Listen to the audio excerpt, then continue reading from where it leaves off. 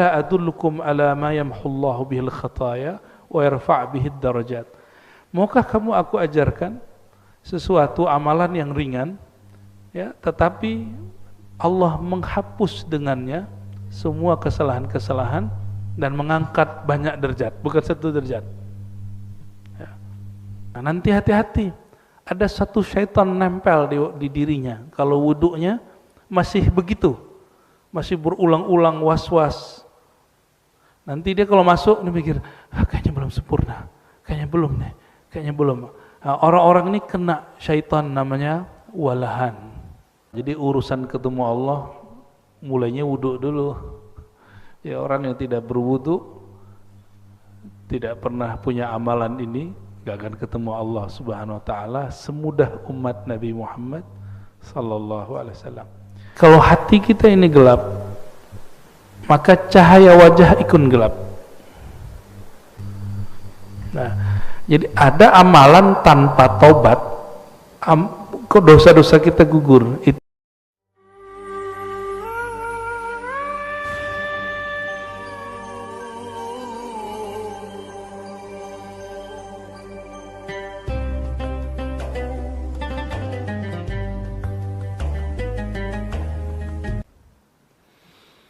Assalamualaikum warahmatullahi wabarakatuh. Alhamdulillahilladzi khassana bil ummatil muhammadiyah. Asyhadu an la ilaha illallah, asyhadu anna Muhammadan abduhu wa rasuluh. Allahumma salli wa sallim wa barik ala sayyidina Muhammad wa ala alihi wa ashabihi ajma'in wa ba'du. Baik Bapak Ibu, saudara-saudariku yang bukan Allah, sebelumnya kita membahas tentang keutamaan atau keistimewaan umat Nabi Muhammad SAW yang umum, dan itu jumlahnya ada 14. Ya, silakan dilihat kajian-kajian yang lama. Insyaallah sekarang masuk kepada keutamaan khusus. Keutamaan khusus ini banyak, ada puluhan. Nanti kita coba baca pelan-pelan, mulai dari wudu sampai nanti di akhirat bertemu Allah Subhanahu wa Ta'ala. Jadi urusan ketemu Allah mulainya wudu dulu. Ya, orang yang tidak berwudu, tidak pernah punya amalan ini, gak akan ketemu Allah Subhanahu wa Ta'ala semudah umat Nabi Muhammad Sallallahu Alaihi Wasallam. Ini seri kajian karya-karya dari Abuya Sayyid Muhammad Alawi Al-Maliki.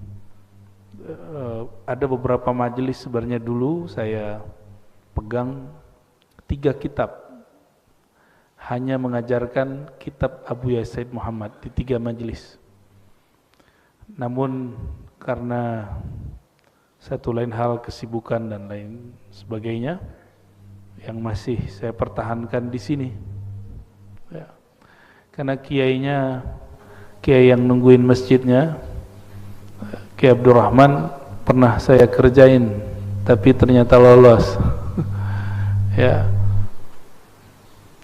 saya batalkan acara tiba-tiba. Sehari sebelum itu, malamnya datang ke rumah. Ya, datang dengan tahu hati saya nggak enak aja gitu. Nah, jadi untuk ngaji kitab seorang wali, kadang-kadang kita mesti uji juga ketulusannya. Ini serius nggak nih buat pengajiannya? Ya. Ternyata beliau serius, maka saya berapapun yang datang kita lanjutkan kajian. Tempat-tempat yang lain bukan karena masalah itu, tapi waktunya sudah nggak memungkinkan. Ya. Masih ada 2 tempat lain yang saya sudah cancel, ya. Dan kami insya Allah serius, sungguh-sungguh hanya mengkaji karya-karya ulama, karena ulama itu pintu memahami Rasulullah SAW. Ya. Kenapa nggak langsung saja baca Quran? Ya, Quran itu kalau nggak ulama yang salin nggak nyampe ke kita. Maka untuk membaca Al-Quran mesti baca karya ulama yang berkait dengan Al-Quran. Kenapa nggak langsung saja kepada tafsir? Tafsir itu hanya salah satu makna daripada yang ditulis, yang ditangkap oleh si penafsir saat dia menulis. Padahal pemahaman tafsir itu ada di banyak kitab. Al-Quran itu jika berbicara hukum, ilmu yang lahir dari sana namanya hukum fikih, ilmu fikih. Maka kitab-kitab fikih itu kitab Quran, kitab penjelas Quran. Jika berkaitan dengan ilmu akidah, ilmu-ilmu ketuhanan, kita sebut usuluddin. Nanti ada lagi ayat-ayat yang berkaitan dengan akhlak, etika, atau kemakrifatan, atau cara mensucikan jiwa, disebut dengan tasawuf. Maka ajaran tasawuf, kitab-kitab tasawuf itu juga tafsir terhadap Al-Quran, ya. Jadi kalau anak-anak muda hari ini yang baru hijrah kadang-kadang itu mempertanyakan kami, kok pakai kitab-kitab yang bukan kitab Al-Quran? Ya, justru kitab ini penjelas Al-Quran, ya. Mari kita baca surah Al-Fatihah untuk baginda Nabi Muhammad SAW. Untuk pengarang kitab ini Abu Yasaid Muhammad dan guru-guru kami yang mempunyai sanad kepada beliau.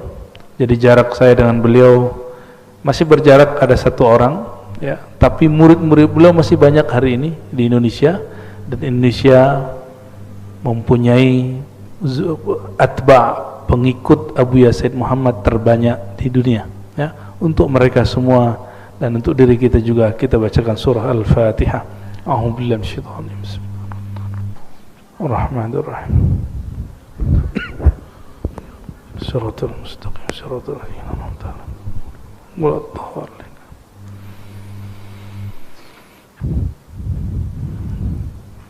Bismillahirrahmanirrahim. Wabihi qala al-muallif Abu Yasin Muhammad al-Maliki syaraful wudu wa fadluh, ya. Semoga nanti sudah ada terjemahannya, jadi teman-teman dapat mencari kitab ini. Ini biasanya ini percetakan langsung terjemahin, ya, kita ngomongin, ya.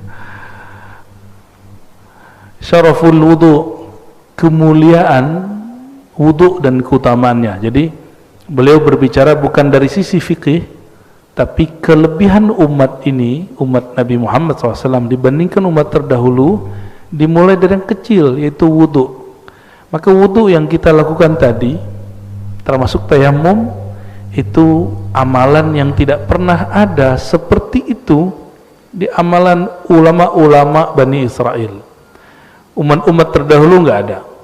Mereka bersuci tapi dengan cara yang berbeda. Kita baca sedikit. Wa minasyarafil ladzi dakharahu Allah Ta'ala li hadhil ummah ma'addahu min ats-thawabil jazil wal fadlil jamil alal wudu, ya. Salah satu kemuliaan yang Allah simpan untuk umat ini dan tidak diberikan kepada umat terdahulu adalah Allah memberikan rahasia ganjaran yang besar terhadap amal yang kecil dari wudu, tapi pahalanya nggak kecil gitu. Pahalanya nanti ketemu Allah. Nanti kita coba lihat, ya. Hadis pertama, semua hadis yang disebutkan di sini disebutkan sumbernya. Itu yang saya suka dari kitab ini. Man tawadda'a wa ahsana al-wudu kharajat khatayahu min jasadihi hatta takhruja min tahti azfarihi.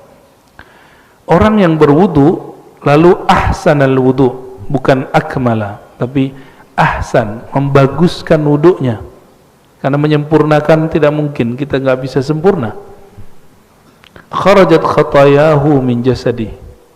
Kalau orang bisa melihat secara hakikat, dia akan melihat kharajat khataya, kesalahan-kesalahan orang itu keluar dari jasadnya, hatta takhruj min tati azfari.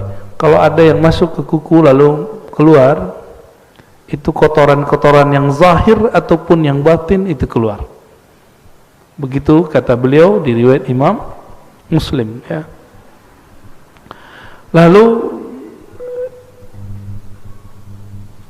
di hadis yang berikut beliau menambahkan, ya, keluarnya itu kharaja min wajhihi kullu khati'atin nazara ilaiha bi'ainihi. Tadi matanya pernah memandang sesuatu yang Allah tidak ridho enggak? Atau kita melihat sesuatu lalu kita merendahkannya, atau kita berprasangka kepadanya? Terbersit itu, maka di wajah ini menempel kegelapan. Gelap di sini bukan berarti kulit hitam, bukan. Gelap di sini banyak kok orang kulit hitam wajahnya bercahaya. Dalam bercahaya itu maksudnya kondisinya kayaknya menyenangkan. Nah, kalau hati kita ini gelap, maka cahaya wajah ikut gelap. Cahaya wajah ikut gelap. Maka jangan pernah simpan keburukan apa aja. Ya. Coba Bapak Ibu, kenapa kita mesti, saudara-saudariku, kita mau sholat itu wudhu dulu? Karena Allah nggak suka ngelihat muka orang yang kotor oleh noda-noda dosa, terus menghadap kepada beliau. Nah, jadi ada amalan tanpa tobat, kok dosa-dosa kita gugur, itulah wudhu. Oleh karenanya, seorang mukmin yang menjaga wudhu disebut dia fi wajhihi nur, karena wudhu itu dari ada makna dhiya, sinar, wajahnya bersinar. Ya. Kharaja min wajhihi, keluar dari wajahnya kullu khati'atin, semua yang kesalahan, bukan satu, semua, kullu khati'atin. Kita ngelihat orang nih, gitu ya, itu ngefek ke wajah, ngeremehin orang, nanti nempel di wajah, memori itu nanti akan hancur, hilang. Nazara ilaiha bi'ainihi, yang disebabkan karena dia memandang sesuatu, ma'al ma, keluar akan ikut turun bersama air atau bersama akhir qatril ma, akhir terakhir air yang netes. Begitu juga tangan, begitu juga kaki, ya. Kharajat kullu khati'atin mashatha rijlah ma'al ma'u ma akhir qatril ma hatta yakhruja naqiyan minadz-dzunub. Jadi kalau dimulai dari tangan, wajah, kepala, coba kepala kita ini berapa joroknya otak kita ini, sampai kaki, lalu Nabi mengatakan hatta yakhruja naqiyan minadz-dzunub, sehingga dia keluar dari tempat berwudu, dia juga sudah bersih dari semua dosa. Jadi cukup dengan wudu. Umar terdahulu kalau ada kesalahan itu mesti melakukan hal yang berat-berat dulu, sedangkan kita untuk menghapus semua kesalahan itu cukup dengan berwudu, kecuali ada hak-hak manusia yang kita ambil, itu tidak cukup dengan wudu, mesti kembalikan haknya.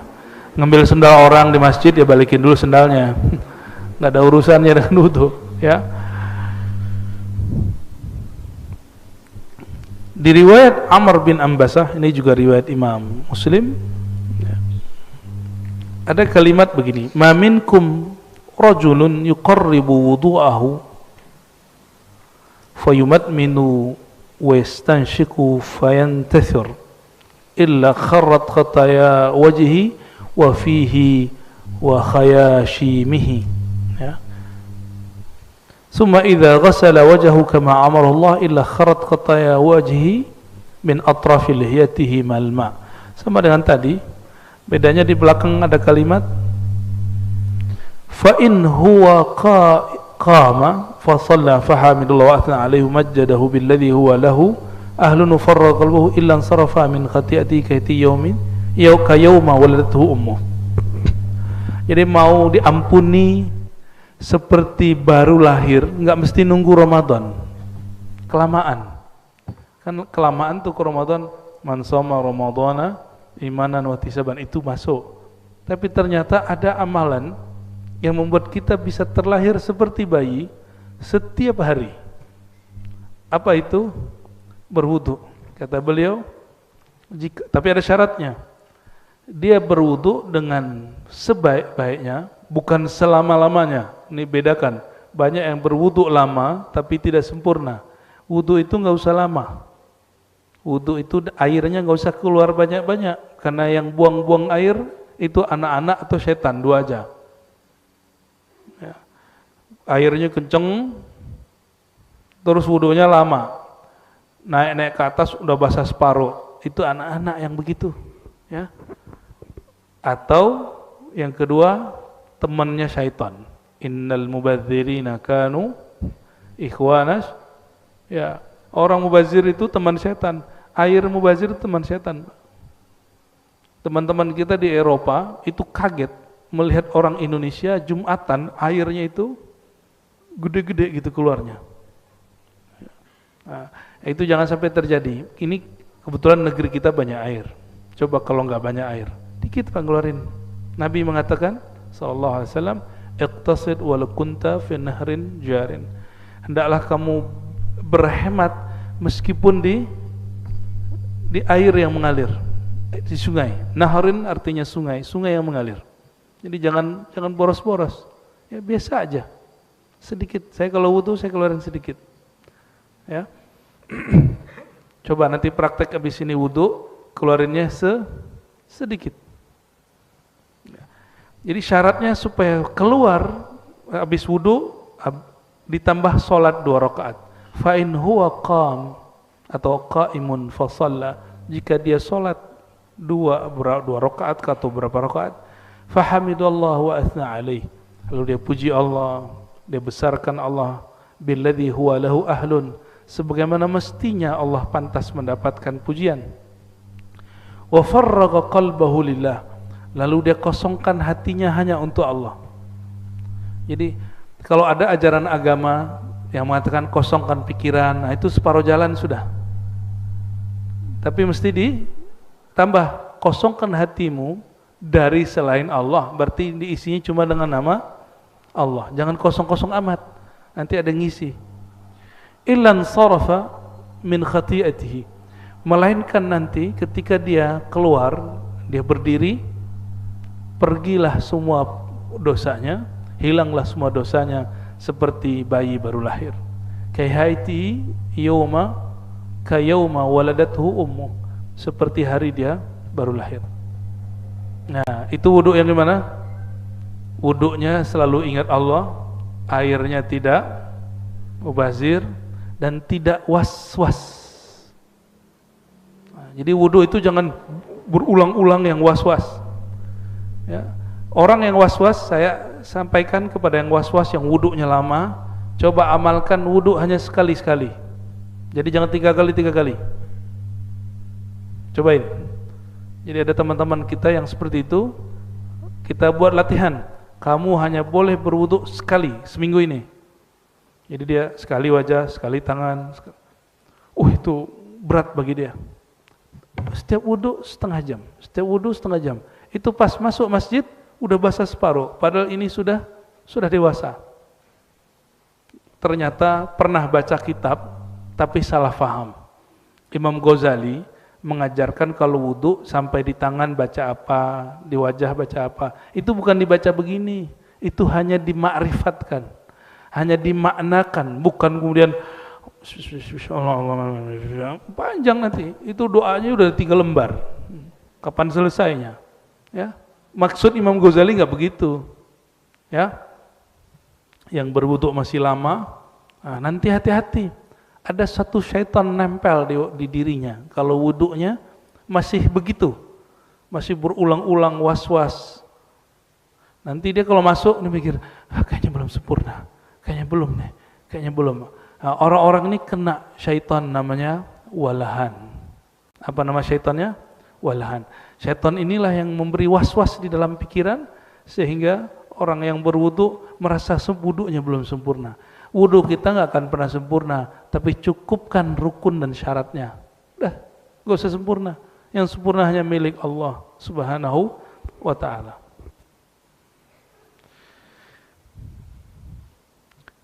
Di negeri kita sepertinya tidak terlalu berat wudu subuh ya, benar ya.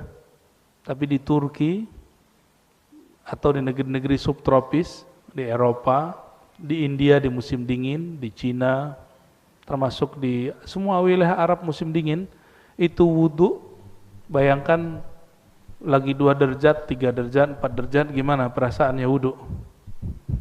Ya, dinginnya luar biasa.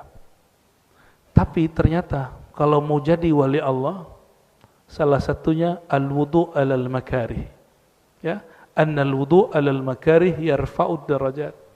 Wudu di saat kita enggak senang karena dingin, itu bisa mengangkat derajat. Ini yang disebut darajatul walayah, derajat kewalian. Ya. Ada satu riwayat, hadisnya masyhur, dari hadis inilah nama pusat kajian saya sebut namanya Ribat. Nah, di ujung hadisnya ada. Sayyidina Abu Hurairah mengatakan, Nabi SAW bersabda, "Ala adullukum ala ma yamhullahu bihil khataya wa yarfa' bihid darajat." Maukah kamu aku ajarkan sesuatu amalan yang ringan, ya, tetapi Allah menghapus dengannya semua kesalahan-kesalahan dan mengangkat banyak derajat, bukan satu derajat. Ya. Qalu, mereka bertanya, "Bala ya Rasulullah." Qal isbaghul wudu' alal makarih. Isbagh itu artinya memaksimalkan wudu meskipun sedang musim dingin atau sedang badan kurang fit. Ya. Ada nggak orang mati karena wudu? Nggak ada kan? Yang ada seger. Ya. Cuma karena orang Indonesia ini wudunya mesti basah. Padahal wudu begini cukup, Pak. Nabi itu kalau dulu wudu itu ada yang megangin. Jadi ada sahabat yang megangin, terus ada yang nampung di bawah. Cukup segini, nggak nyampe. Dapat wajah, dapat tangan, ya, tangan dapat sampai ke kepala, sampai kaki.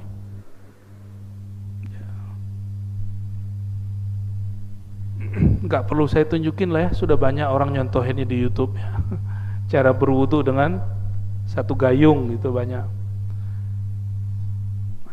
Kalau ada orang ngomongin nggak enak, itu nafsu. Dia berwudu dengan nafsunya, bukan berwudu dengan kalbunya. Dan di hadis Nabi, hadis Imam Tirmizi dikatakan, la wudu'a liman lam yadhkur ismallahi alaih. Tidak sempurna wudu seseorang jika dia wudu tidak ingat kepada Allah Subhanahu wa ta'ala. Lalu yang pertama tadi apa? Memaksimalkan, membaguskan wudu meskipun kita lagi nggak senang kena air. Nah, ibu-ibu nih, mohon maaf, paling malas kalau malam-malam tuh mandi wajib, ya nggak? Coba tanya bapak-bapaknya, kayaknya benar deh ya. Kalau yang jomblo belum paham tuh ya. Padahal sudah ada air hangat, ya, mandi wajib, hampir sama lah kira-kira. Wa qasratul khuta ilal masajid. Langkah yang banyak ke masjid. Masajid bukan satu masjid, ke masjid-masjid. Ya. Maka saya kalau jalan, Bapak Ibu, niat saya pergi ke masjid. Saya kalau keluar rumah, biasanya niatnya mau pergi ke masjid. Hatta misalnya saya mau ke gunung nih, mau hiking, tapi niat saya mau ke masjid. Ntar di sana kalau ada apa, kita buat musola kecil kayak, atau kita numpang sholat di surau, di langgar, gitu. Ya. Ada sebuah hadis, wa ju'ilat liyal ardu masajida. Allah jadikan bagiku hamparan bumi sebagai masjid-masjid. Coba sekarang kalau keluar rumah, niatnya apa? Ke masjid. Sempat nggak maksiat ntar? Nggak sempat mikir malah. Ya. Wantizarus shalah ba'das shalah. Amalan ini yang jarang hari ini diamalkan orang, kecuali diisi dengan sesuatu. Harus ada asbabnya, pengajian kah atau apakah gitu. Intizarus shalah, menunggu sholat setelah sholat. Habis maghrib nunggu isya. Kalau nggak ada pengajian pasti bubar. Untung ada pengajian. Coba lakukan nunggu sholat isya tapi tidak ada pengajian, bisa nggak? Di masjid, wiridan, baca Quran kah? Bosan Quran tuh nggak pantas ngomong. Cukup kita katakan lagi kurang nyambung dengan bacaan Quran, sholat 2 rakaat. Mulai capek sholat 2 rakaat, zikir. Gitu. Makanya ada zikir kolbu, ada zikir hati, ada wirid asas, ada ratibul attas, ratibul haddad, ada hizib. Itu sebenarnya pilihan-pilihan menu supaya kita mau duduk. Mau duduk. Saya pernah berkunjung di salah satu negeri di Eropa. Itu orang-orang ngumpul hanya di rumah-rumah kecil, lalu zikir 4 jam dan gak kepikiran buang air sama sekali, gak kepikiran mau keluar sama sekali. 4 jam, mulai dari jam 6 sampai jam 10. Karena di sana jam 6 tuh baru habis asar, jam 10 itu masih terang, 10 malam tuh masih terang, baru kemudian maghrib dan kami berbuka. Jam 6, jam 10, berapa jam? Enggak pindah-pindah. Mereka baca Yasin 3 kali, baca Al-Kahfi sekali, baca Ar-Rahman, Al-Mulk, lalu zikir ini 1000, ini 1000, terus gak berhenti-berhenti, sholawat sekian ribu, 4 jam, dan gak ada yang batal wudhu sama sekali. Ya, kalau orang Indonesia nggak tahu deh ya, udah ngeliat jam, lama bener di zikirnya. Lalu kita menemukan di dalam kitab Syekh Abdul Rauf As-Singkili, ya, Syekh Abdul Rauf ini ulama Aceh yang lama di Madinah. Beliau di risalah zikirnya menyanjurkan murid-murid kalau ba'da maghrib itu jangan pulang dulu, disuruhnya sholat 3 rakaat, 3 kali salam, 2 rakaat, lalu disebutkan zikir-zikirnya sampai selesai, sampai datang waktu isya. Ketika saya cek ini thariqatnya apa, ternyata thariqatnya Syatariyah dan Qadiriyah, ya. Jadi mereka ngamalin itu. Pengamal ini sampai hari ini itu cuma secara istiqomah orang-orang yang berthariqah sufi. Itu sebabnya syaitan gak suka sama sufi. Itu sebabnya syaitan merasuk kepada ustadz yang tidak berzikir lalu membid'ahkan para sufi, ya, menganggap sesat para sufi, karena itu musuh dia. Jadi memusuhi ahli zikir, kita curiga jangan-jangan dia kerasukan syaitan, ya, hati-hati. Ini mantum tuh syaitan gak suka, karena duduk di majelis nangis dia sekarang di luar. Syaitan tuh nangis, cuma kita gak lihat aja. Ya, coba kalau lihat pasti doyan ngaji, doyan zikir. Ya. Untung kita nggak lihat, ya. Lalu Sayyidina Nabi SAW mengatakan, "Fadzalikumur ribat, fadzalikumur ribat." Itulah yang disebut ribat. Ribat itu artinya ikatan. Akhirnya oleh ulama di tanah Hijaz, di Saudi sekarang, dulu namanya Hijaz, dan di Yaman, tempat zikir itu, tempat nunggu orang lagi zikir lama-lama disebut ribat. Tapi dalam lahjah dialek orang Mekah dan Yaman disebut rubat. Ya, disebut apa? Rubat, ya. Saya selama menunggu musim haji kemarin, kita berkeliling ke rubat-rubat Mekah. Jadi masih ada di sana orang-orang yang dari dari asar nunggu sampai maghrib, dari maghrib nunggu isya, itu zikir semua. Kalau nggak zikir ngaji, kalau nggak ngaji zikir, udah gitu aja. Masih ada, ya. Dan zikir tarekat orang Mekah, cuma udah nggak di Masjidil Haram. Kalau dulu langsung depan Masjidil Haram, ini di Jabal Abi Kubais namanya. Wa min dzalik anna syahadata ba'da al-wudu sababu dukhulil jannah. Tidak hanya itu, salah satu kemuliaan umat Nabi Muhammad SAW, setelah dilepas semua keburukan-keburukannya, dinaikin derajatnya,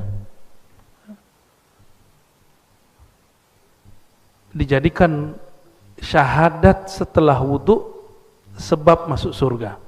Syahadah ba'dal wudu, syahadat setelah wudu adalah mahar masuk surga. Nah, kita bacain hadisnya, ya. Dari Sayyidina Umar, qala Rasulullah SAW, "Man tawadda'a fa ahsana wudu'ahu." Siapa yang berwudu lalu memaksimalkan, membaguskan wudunya, tsumma qala asyhadu an la ilaha illallah wahdahu la syarikalah. Aku bersaksi tiada yang berhak disembah kecuali Allah, yang Maha Esa, tiada syarikat baginya, wa anna Muhammadan abduhu wa rasuluh. Ya. Itu lalu biasanya tambahin doa ya. Doanya apa? Allahumma ja'alni minat tawwabin. Ya Allah, jadikan aku orang yang berkali-kali tobat. Nah, kita ulangi terjemahannya, bukan sekedar orang yang bertobat, tapi diartikan apa? Orang yang berkali-kali tobat. Waj'alni minal mutahhirin. Jadikan aku ya Allah orang yang suka bersuci. Bersuci di situ artinya suka berwudu. Futihat lahu. Nah, di hadis ini tidak digabungkan dengan hadis yang lain. Di hadis yang lain ada tambahan, lalu dia baca raditu billahi rabba wa bil islam bidina, hadis Imam Muslim. Dikatakan di hadis ini, siapa yang baca syahadat dan doa ini, futihat lahu abwabul jannah, dibukakan bagi dia pintu surga ats-tsamaniyah, yang pintu surga itu ada 8. Jadi surga itu pintu di sini bukan pintu yang kita pahami, tapi maksud gerbang besar. Nah, nanti di gerbang itu ada tempat-tempat orang masuk. Yadkhuluha min ayyiha syaa. Dia boleh masuk dari 8 pintu besar itu, boleh pilih mana saja. Kalau kita lihat-lihat, kok bisa ya?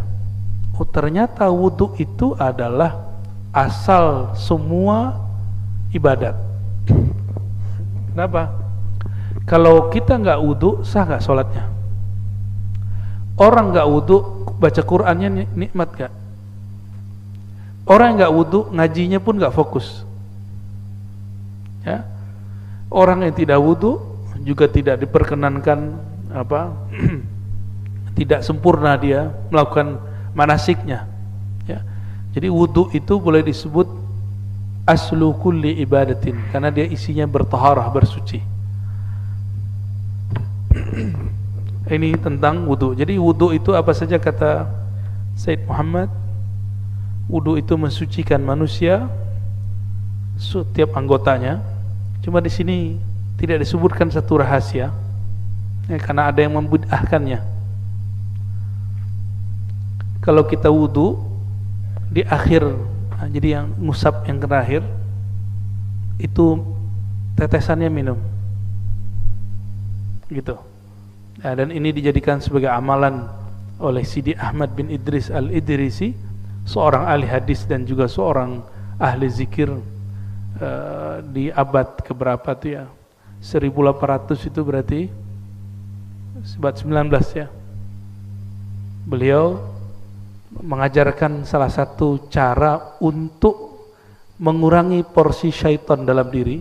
Bahkan kata sahabat saya yang dia Allah kasyafkan rahasia wudu, kata beliau, saya gak usah sebut namanya, orang yang melakukan amal ini Allah bakar syaitan dari dalam dirinya.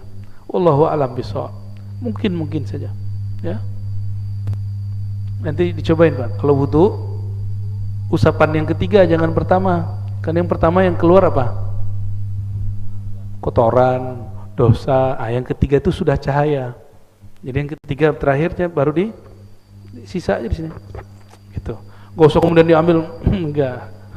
Itu namanya minum air keran. Ya, yang bekas wudu kita itu sudah cahaya Allah yang masuk. Cahaya itu kalau masuk, kata masyayikh kita, ini bisa mengurangi syaitan dalam diri. Was-was nanti hilang sendiri. Ya, jadi obat orang was-was wudu itu air wudunya sendiri. Ya, kenapa yang ketiga? Kalau Rasulullah SAW mulai dari awal wudu sampai akhir itu diperebutkan sahabat Nabi, karena Nabi itu wudu nggak banyak, air segini aja. Air segini yang netes ke bawah ditampung oleh mereka. Jadi sahabat Nabi itu kalau Nabi wudu udah begini. Kita mungkin hidup zaman sekarang kalau nggak benar cara membaca hadis, nggak benar baca akidah, sok-sok ahli tauhid seperti yang muncul hari ini, mungkin kita bilang ini Muhammad nih musyrik, sahabat-sahabat Muhammad musyrik, nggak jadi ikut Muhammad, pasti gitu. Nanti antum akan begitu kalau ketemu Imam Mahdi. Masa Mahdi begini gitu. Ya. Seperti itulah Abu Jahal, Abu Lahab ya, dia lihat kok gini amat ya umat Nabi Muhammad ini kepada Nabi Muhammad. Ya, nggak terima mereka nggak terima.